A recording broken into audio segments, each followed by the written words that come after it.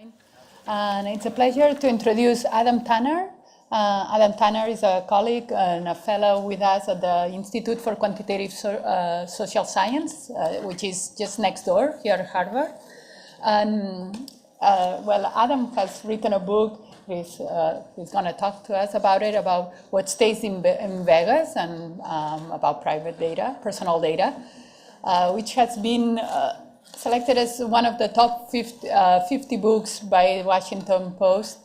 There are a few copies outside. Please have a look if you want to get one of his copies. And just Adam. Thanks very much. So my work is about the human impact of personal data and the companies that collect data and what happens. And as she mentioned, I've written this book called What Stays in Vegas, about the world of personal data. And in essence, what I have found is businesses do what's entirely logical from their business perspective, which is to gather as much data as possible about customers. And I want to look at how they do it, who these people are, and what is the impact in the end on the end consumers. So for this book, I was continuously getting close to medical data, but it was such a complicated issue that I've put it off for a second book, which I'm now researching. I'm telling you a little about the early research. But in the research of What Stays in Vegas, I would go to the big data broker conventions and see what kind of data lists they had about people and try to understand where they got them from and how they operated. So at these conventions, you can imagine a big hall, lots of different tables, and I would go from table to table and say, tell me about this marketing list. And it would be listed names of consumers by various categories and classes. And this is one medical related list that I came across during the research. This is a list of 1.7 million men in the United States who suffer from erectile dysfunction. The list sells for $85 for 1,000 names. Now, throughout the world of collection of personal data, companies are not very open about how they get the data. And so I'm trying to understand how they get it, who these people are. So I say to these people, this list is very interesting. Tell me, how did you get this information? And they said, well, these men, they volunteered this information to us. And so I thought, 1.7 million men volunteering intimate nature of this kind, I don't believe that even one guy would do that, right? So I said to them, listen, I've got an idea. Let me buy 1,000 names. You're selling them for $85 a piece. And I will send them a solicitation. And I'll say, men, have you received any useful advertising or marketing related to your reported condition? And secondly, did you know that you were on this mailing list? And so this company says to me, that would be an immoral use of our data. And this is just typical. The data gatherers are typically very quiet about who they are, how they work, and what's going on. Now this company, which is called T5 Healthy Living, has many different diseases. And this is a list of a name, address, email address, phone number, and so on. So you pick your condition, and they have it. If you want people with cancer or mental health issues or what you want, you'll find it, and you can market to them. And this is stuff that is used by large segments of marketers. So for example, this company, T5 Healthy Solutions, lists these companies, which include eBay and Procter & Gamble and General Motors and Toyota and so on. So this is something that's fairly common in today's world. Now, tomorrow, one of the invited speakers is Latanya Sweeney, the great computer scientist who's done a lot of work on re-identifying patients. And I was intrigued by this diagram that she's worked on that shows all the different places that your data goes just as a patient. So you think, I go to the doctor and there's a doctor, he sends me to the pharmacy, only 2 people know about my condition. But in reality, this vast work of network of different insurers and middlemen who are processing the data have access to your information and sell it in what is a multi-billion-dollar business. And that's the heart of my current research. So I'm explaining to you kind of interesting early parts about this. Now, the biggest company at the heart of this multi-billion-dollar trade of businesses is called IMS Health. IMS Health is an $8.5 billion company that went public earlier this year. However, it's very little known by the general public, despite the massive trade. And I was going to tell you a little about this company and their background. This man here is the founder of the company, William Froelich. He's a German immigrant, came to the United States in the 1930s, and set up one of the leading advertising agencies for medical-related products on Madison Avenue in the 1940s and 1950s. And think of sort of the Mad Men era of advertising. Here's an example of one of the ads of the time. I mean, this was specifically as drugs were becoming more popular and kind of these super drugs were coming to the market, they were advertised to specialists. This one in particular, Help Keep Her This Way, is for an estrogen product, but just to give you a flavor. So he was the leader of one of these major companies, and he had a rival company. Now, in 1954, he decides to open up a data business to help support the advertising business. And initially, he calls it the Intercontinental Marketing Services Limited Company, but he sees it's better to call it medical. It sounds more official and real. So in this original posting from the London registry of this company, they then cross it out and call it Intercontinental Medical Statistics, or IMS.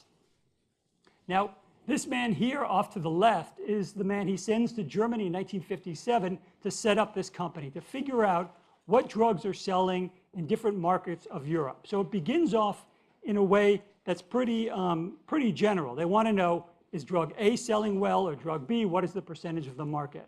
But as the company evolves over the years, typically they're gathering information in a way that is unclear to those about whom it is being gathered, and this will evolve over time. As I mentioned, the Mad Men, these were very dapper, smart international businessmen. So here's in Germany, the guy to the right is a Swedish man who will eventually become the president of IMS. Both men will become president after the founder's death. And this company expands worldwide over time. From Europe, it expands to the United States, South America, into Southeast Asia. And so by the early 1970s, they're gathering data about pharmacy sales in many different parts of the world, including Iran, and in Thailand, Australia, Japan, South Africa, most of South America, most of Western Europe, and the United States. And in these early years, they're going into pharmacies, they're buying information about bulk sales. So there's nothing related to patients in this early stage of information gathering. And the people that want this information are the pharmaceutical companies, so that they can advertise more. If they're having only 20% of the market, they may advertise more so that their drugs will be sold. If you're 80% of the market, they would say, well, you should buy more advertising to keep your strong position. So this was the logic of IMS, helping, especially in these early years, support the advertising business, the L.W. Froelich advertising business of that man who founded the company. Now, this is Froelich kind of would go about, he had these two parallel companies, but he would go about his different parts of the world once a year or so. And he bought a house in Capri as well as New York City where he lived. He'd bring the heads of drug companies there, and they would all talk about IMS, and he would convince them to buy things and so on. So this is the Capri house. Now, in 1971, Froelich dies relatively early, and a big surprise comes to light. As I mentioned, his business, his business in addition to IMS, helps with the advertising business. He was one of the two big firms at the time. Now, in the next year, this IMS goes public, and they reveal a shocking detail that IMS itself was formed by the two great rivals on Madison Avenue in medical advertising. So this was a man called Mr. Sackler. Now, across the street from us is the Sackler Museum. Sackler is remembered today for his great generosity, but he was also the head of a rival Madison Avenue company specializing in medical advertising. And if you think about the Mad Men example, again, you'll have these rival agencies, but in reality, this filing shows that they were in cahoots the entire time, and that Sackler, in fact, ended up with the lion's share of IMS Health. So in this, the family got $6 million, the Froelich family, and something like $45 million from the sale proceeds went to the Sackler family. So this was sort of as though Coke and Pepsi had been working together all these years, unbeknownst to everybody. So this is the early history of IMS, which is the company at the heart of this trade today, to this day, 60 years later, in personal medical data. Now, a couple of things. In 1969, 1973, they buy two important companies in the United States, which allow them to expand here. Now, this company, DKK, was monitoring the companies that were selling, the wholesalers selling to the pharmacies to figure out what drugs were going in there. So pharmacies did not know that they were being monitored in this way, and years later would become irritated because they would see the inflow on an individual basis from the wholesalers. Drugstore A is getting this amount of drugs, drugstore B, C, and so on. So without the drugstores knowing, they were buying this information. The second company, DDD, was vital for the drug companies to figure out which salesmen were effective in what markets. So if I'm, for example, there is a salesman that I've been talking to who was active from the 1970s. And he would know, for example, that the whole market of my 200 doctors in my sales terrain, these are the important doctors when it comes to selling statins, for example, because I can see that they're prescribing the most amount of those drugs. So I can go to these guys here and focus my entertainment budget, which was in that era $5,000 a month, to take you out to dinner and take you out to dinner and you out to dinner. And I'm sorry, you don't prescribe very much statin, so I'm going to focus my entertaining and my good humor on these doctors over here. So that's how this kind of information would work. Now, initially, when they're trying to figure out who are the doctors that are prescribing, they might have the list of all the different pharmacies, and they would run a sample. So you might have 400 pharmacies in the United States. That would be your sample size to figure out everything. But as time goes on, it's easier to gather data about people in ways that they don't understand. So initially, it was from the wholesalers without the pharmacies knowing. Later in time, well, and they would then send all this data that they gathered from already the 1970s to kind of 800 clerks in Spain, and then there was dozens here in the United States that were compiling this in early computing. But then they realized there was an interesting other way to do that, and that is, instead of buying directly from the wholesalers or from the pharmacies, they could buy from the middlemen the data. Because when I go to the pharmacy to get a prescription, it's not just me and you in it. You're sending it to the insurance company. He may be processing it out through mother thing. The doctor may be sending his receipts to the insurance. And there's a whole chain of possible people to buy them from. And they're called things like pharmacy benefit managers and other things, the middlemen. And these people then are willing to sell the data. And the interesting thing, it's akin to if I'm the postman and I take your letter and I'm delivering there, well, I might glance through it. Oh, this is some useful information. I would sell that off before delivering the letter. That's what's happening when the data is digitized and sold between these people. Now, the data is anonymized. So it may say this person has this amount of drugs selling or so on. It doesn't have the name. It may have the age of the patient, the zip code of the patient, the doctor's name, the prescription, and some basic details. But it becomes more interesting over time as data becomes more sophisticated. So this is an example of the doctor prescribing. In the early days, it was kind of big bulk regions. And then when you were able to go down to the individual doctor level, you could see these are the doctors in green. These are my big buyers of statins. These are my big buyers of these other things. And I could target them very specifically from the individual prescriptions that I'm getting in the drugstores.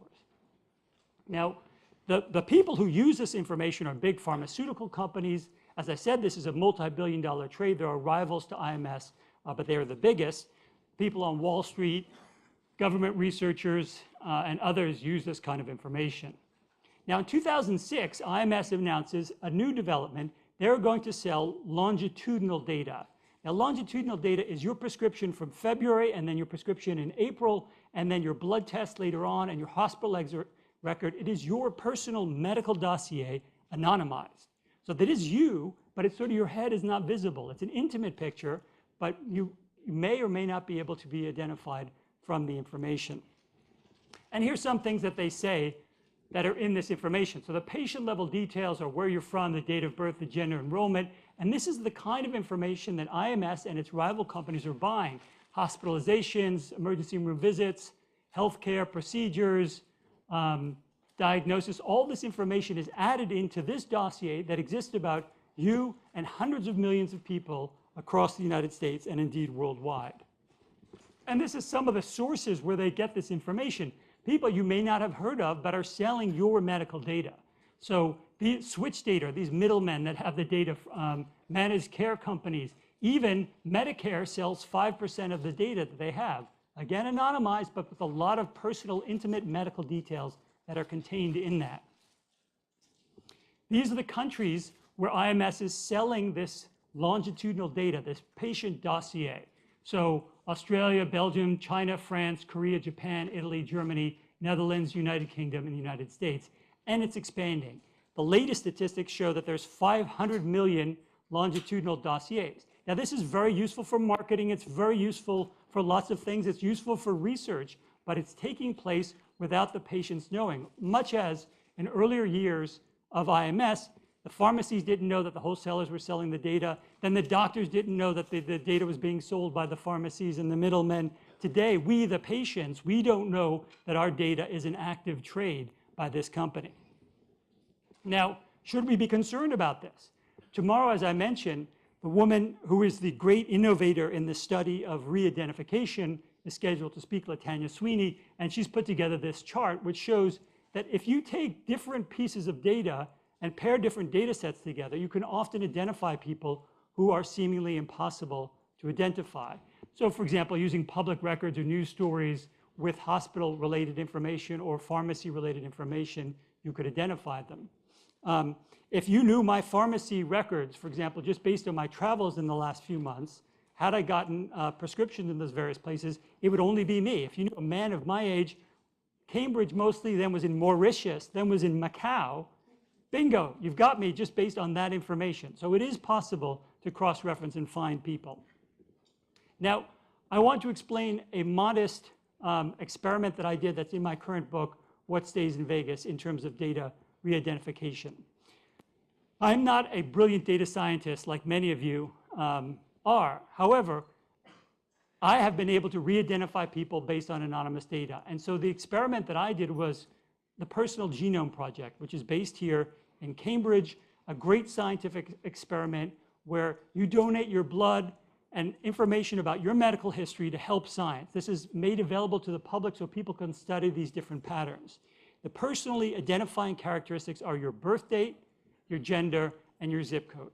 Now, Professor Sweeney has shown that that information alone is enough to identify something like 87% of people in the United States. Now, some people have said, well, perhaps a few geniuses can identify people based on this information, but it's not going to be a big societal problem. So I set out to see, well, could I, with less training, with less expertise in this field, figure out some of these people from the Personal Genome Project? So I took a patient here, and this is an example of what these files look like. They'll have some basic information and then medical conditions about them. So this candidate, for example, had an abortion and anal itching and ankle and bad breath. And so some of them serious medical things, some things that are just embarrassing to be out there in a general way. So I started to try to find these people, cross-referencing with publicly available information. I looked for 3 people in particular, and I found them all fairly quickly. There were 2 people with that same zip code. In that same zip code, one was a man, one was a woman with that exact birth date. Because I knew it was a woman, I found her easily. In another place, there were 6 people with that same birth date and that zip code, but there was an additional piece of information in her file that allowed me to find her. And in a third place, there was only 1 guy living there, and I found him. So I called them up, and I said, listen, the Personal Genome Project, in order to get in the Personal Genome Project, you went through a very difficult test of privacy knowledge. You have to pass a 20-question quiz and get all the questions correctly before they allow you to participate in this. And some of the questions say, do you realize that your DNA could be replicated and used in a crime scene in the future to implicate you in crimes that you have nothing to do with? And then you have to another one, and you have to answer all these questions. You got to get 20 out of 20 to be able to participate in the quiz. One person took it more than 80 times, so determined, in order to pass and get into the Personal Genome Project, and thousands are now volunteers. So I call up these people, and I say, here's what I'm doing. I'm writing this book. I want to explain the human side of data re-identification and some of these things. And I say also, I would like to use your name, and I want to make sure that that's okay with you. So all 3 of them said yes. They told me some basic details about their background. And so I'm writing this up for the book. A few days pass, and I look at one of the women that I re-identified. She had had an abortion, but also she taught at a religious-based institution, a faith-based institution. And I read the privacy policy, and I read the rules of the institution, which said you could be ousted in your job for not following the tenets of the faith. So I called her again, and I said, I was reading this policy. I want to make sure that I don't get you in trouble. I'm writing about privacy. I want to have human examples and real names, but again, I don't want to cause problems to you. And she said, well, I've thought about it. I've occasionally mentioned it even in class that I've had an abortion. I think it's okay. A year passes. The manuscript is ready. I have the final galleys ready before publication. No one has seen it, not Caesars, which is the main focus in Las Vegas, not any of the other companies, not the mugshot websites, not the people involved in sexy episodes and whatever. But I think these 3 people who I've identified in the medical re-identification, I'm going to send them their small write-ups because this is the most intimate of data. It's medical data. So I send the 3 people, and the woman that I had called the second time, she's horrified. She writes me immediately. She's like, oh my God, this is terrible. So I call her back and I'm like, well, what did you think? We'd already spoke about this in some detail. She's like, well, you put where I work and who I am and my medical conditions. And I said, yes, that's what I said I would do. What did you think I was doing? She said, I thought you were writing for a boring academic publication. And so she could tell from the way that I was writing it that it would be read. And she's like, this is, please. She saw, to see your medical ailments, small minor irritants as well as serious things with your name is pretty embarrassing. So I removed her name. Second woman was also horrified. The third guy who had put many things, including that he had used cocaine as a youth, wanted to tell me more details, including the wild woman he met the night he used cocaine, but I kept it at that. So the point is that even sophisticated people with great education, with great thought about sharing the data, can be quite surprised when something like this re-identification takes place. And this is the danger of this medical data that's out there in great quantity. So, aggregating information can be great for science, can be great for all of this for marketing, but people are not knowingly participating. And there's no chance to knowingly say, would you participate knowingly, would you share your medical records with us? If there was that chance, that's a different matter. Now, this is what the woman said. She said, I did pay attention to the caveats about personal identification when I signed up for the Personal Genome Project, but I didn't realize that it would be so ridiculously easy to track down an individual.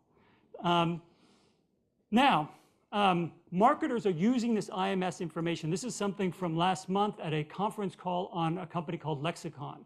They said, we've calculated, using data with IMS Consulting, that there are approximately 6,000 patients in the United States today with not adequately controlled carcinoid syndrome.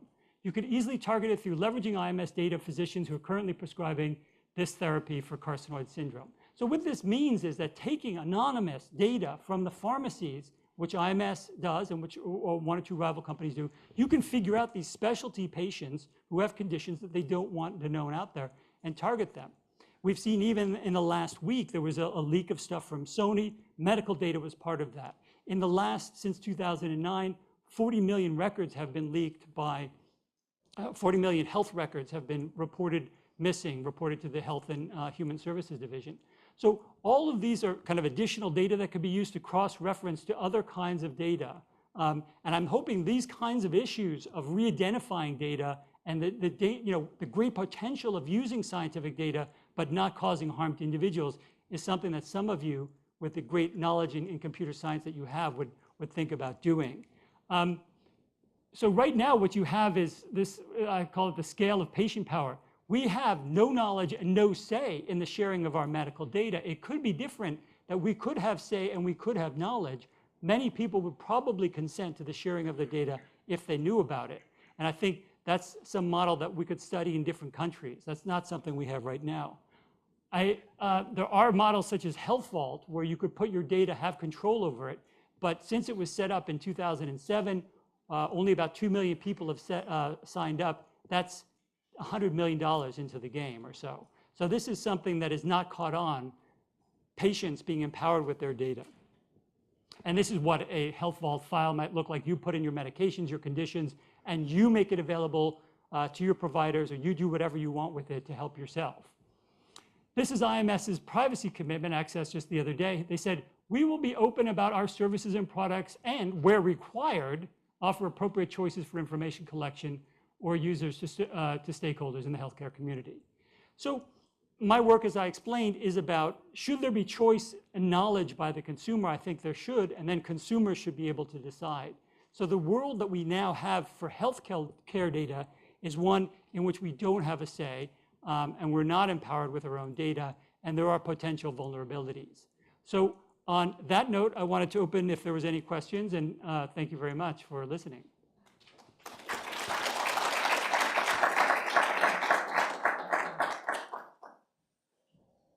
Over there, please. Now I've got an uncomfortable question. So from a statistical perspective, what you're saying is essentially you want to introduce self-selection bias. So now it's like, because you can't make the simple random sample assumption, a lot of the math now becomes much more difficult. So in a way, we like the power of big data, but in doing this, you might actually, and I'm not saying that it is, but you just don't know what that So this is a very good point. And that is, if you don't gather data about everyone comprehensively, then you can't randomly sample that. right, then you are messing with the statistical properties. But remember, I'm talking about a commercial application and use of the data, IMS Health. The overwhelming bulk of what they do is about marketing and sales. They do have some stuff that's related to medical research. So the question is, should that be the entity in which we are obliged to share data without having any say or insights, right?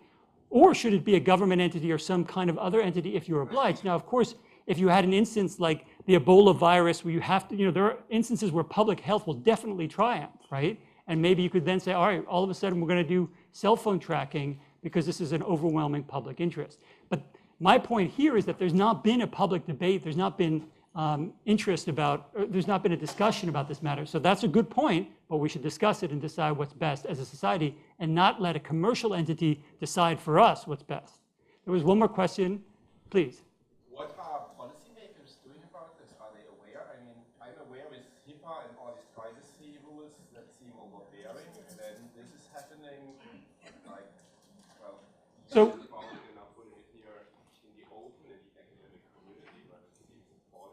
So interestingly, I was at the annual Data Privacy Commissioners meeting in Mauritius this year, and they're expert on lots of stuff, and they're looking at, for example, the Internet of Things and health devices and stuff, but they sort of view health data as someone else's responsibility largely. That's the sense that I got with the health ministries and people looking at that. So as far as HIPAA regards anonymized data as something that is not part of the legislation. So if you lop off the head, you can do whatever you want with the body. It's still an intimate thing to me, but you can freely trade in that data if it's anonymized.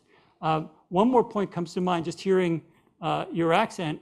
I was in Berlin giving a presentation about 2 months ago, and someone from the data privacy office stood up and said, listen, we have this dilemma here. In Germany, we're always accused of being overly protective on data and hurting the economic development possibilities. What's the answer? Where's the line, right? And the problem is there's no clear line to say, this is what's good for economic development. Here's what's good for the research. It's something that's very fuzzy and difficult, but the best way to get at that is to take minds like yours and figure out and discuss this openly. So I'm just trying to spark the debate by telling these stories. So that's where I'm at. So one more question right there.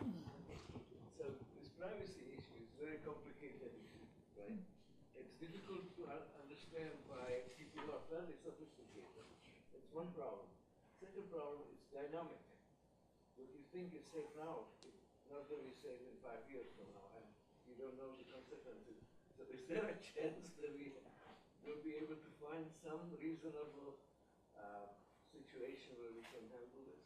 Well, you mentioned a very good point, and that is the data sophistication that we will have in some years hence may make it possible to look back in time, for your children to look back and in essence see you completely naked all the time and know every last secret and everything about you, right? And so the question is that the world you want to live in? Sometimes when I'm discussing themes like that, people say, well, there hasn't been massive re-identification of medical records. Why would that happen? What are the issues? And I think we have to look forward into time. Now, whether or not there's a concrete solution, this is the hazier, more difficult part, because even as things are changing, quickly jump in, because I think we're getting anxious on time. Go ahead. I was just going to ask the question, is it possible for us to discuss this in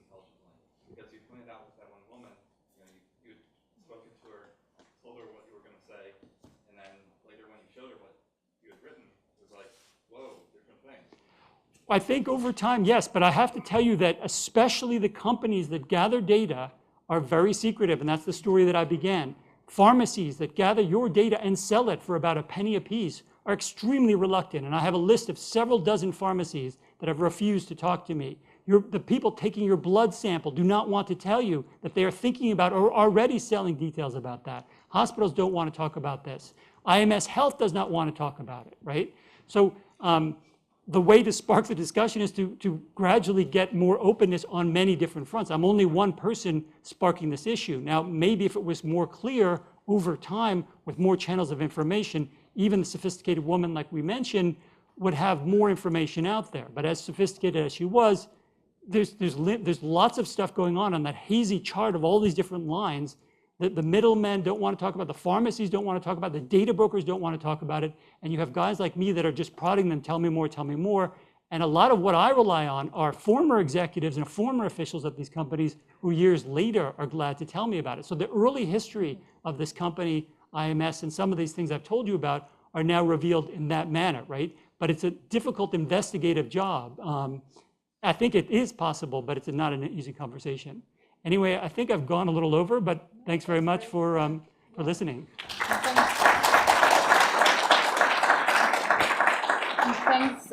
Thanks, Adam, for showing us the human side of the sharing personal data.